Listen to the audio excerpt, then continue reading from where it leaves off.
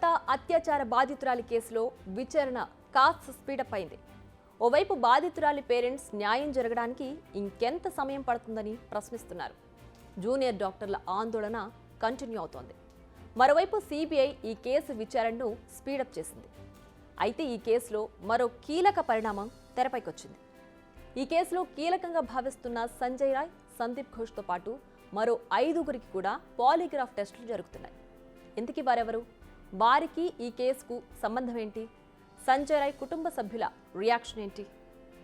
ప్రధాన నిందితుడు సంజయ్ రాయ్కి ఆర్జికర్ హాస్పిటల్ మాజీ ప్రిన్సిపల్ సందీప్ ఘోష్కు పాలిగ్రాఫ్ టెస్టులు నిర్వహించింది సిబిఐ. బట్ మరో 5గురికి కూడా టెస్టులు నిర్వహించేందుకు కోర్టు ఓకే చెప్పింది. ఈ 5గురు ఎవరంటే 4 జూనియర్ డాక్టర్లు.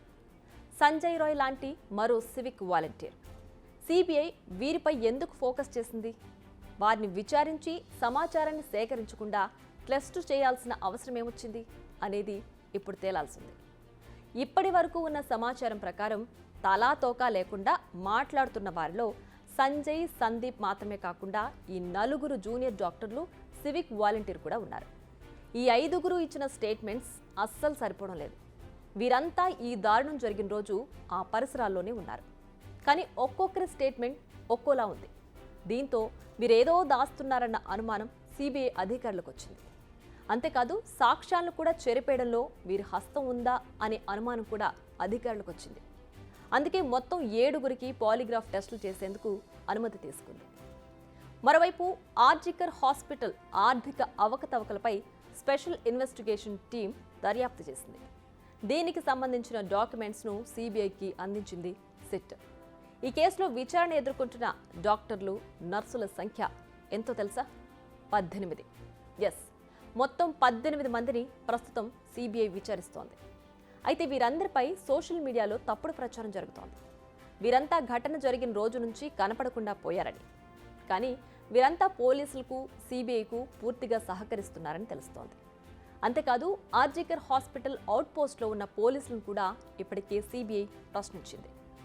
ఈ కేసులో మరో ఇంట్రెస్టింగ్ డెవలప్మెంట్ జరిగింది. నిజానికి ఇది డెవలప్మెంట్ అనే కంటే ట్విస్ట్ అని చెప్పాలి. ఇప్పటి వరకు ఈ దారుణం చేసింది నేనే, కావాలంటే ఉరి తీసుకోండి అంటూ ప్రకటించిన సంజయ్ రాయ్ కోర్టులో జడ్జి ముందు ఏడ్చేశాడు. తాను అమాయకుణ్ణని, తనకే పాపం తెలియదని అంటున్నాడు. అంతేకాదు తనను అన్యాయంగా ఈ కేసులో ఇరికిస్తున్నారని అంటున్నాడు. నిజానికి సంజయ్లో ఇంత మార్పు చూసి అంతా షాక్ అయ్యారు. సంజయ్ నేరాన్ని అంగీకరించినట్లు ఇటు బెంగాల్ పోలీసులు, అటు సిబిఐ అధికారులు తెలిపారు. ఇక కోల్కతా అత్యాచారంపై నిందితుడు సంజయ్ రాయ్ సిస్టర్ స్పందించింది. గడిచిన 17 ఏళ్లలో అసలు సంజయ్తో తనకు సంబంధాలు లేవని చెప్తోంది. ఇష్టం లేని పెళ్లి చేసుకున్నందుకు తనతో ఎవరు మాట్లాడరని అంటోంది. బట్ సంజయ్ చిన్నప్పుడు అందరి పిల్లల్లానే ఉండేవాడని, పెద్దయ్యాక సివిక్ వాలంటీర్గా చేరాడని చెప్తోంది. అక్కడ కూడా ఎలాంటి గొడవలు పెట్టుకున్నట్లు తెలియదని అంటోంది. అయితే ఈ దారుణానికి పాల్పడింది సంజయే అనే విషయం ఇంకా తేలలేదు. కానీ ఒకవేళ చేసింది మాత్రం తనే అయితే తనకు ఎలాంటి శిక్ష విధించినా తప్పు లేదని చెప్తోంది ఆమె. ఎవరైనా ఓ ఆడపిల్లతో ఇంత దారుణంగా బిహేవ్ చేస్తే శిక్షించడంలో తప్పే లేదంటోంది ఆమె. మొత్తానికైతే విచారణ ప్రస్తుతానికి వేగంగానే జరుగుతోంది. అదే సమయంలో ఈ అంశంలో రాజకీయం కూడా జోరుగానే జరుగుతోంది. తృణమూల్ నేతలంతా బాల్ను సిబిఐ కోర్టులోకి తోసేస్తున్నారు. చేయాల్సిందంతా సిబిఐనే అని ఆ రాష్ట్ర సీఎం మమతా బెనర్జీ నుంచి గల్లీ లీడర్ వరకు చెప్తున్నారు. ఇప్పుడు సిబిఐపై ప్రెషర్ పెరిగిపోయింది. మరోవైపు జూనియర్ డాక్టర్లు ఆందోళనను విరమించి విధుల్లో చేరాలన్న డిమాండ్లు పెరుగుతున్నాయి. సామాన్య రోగులు ఇబ్బందులు ఎదుర్కొంటున్నారని చెప్తున్నారు. మరి దీనిపై డాక్టర్లు ఎలా స్పందిస్తారనేది చూడాలి.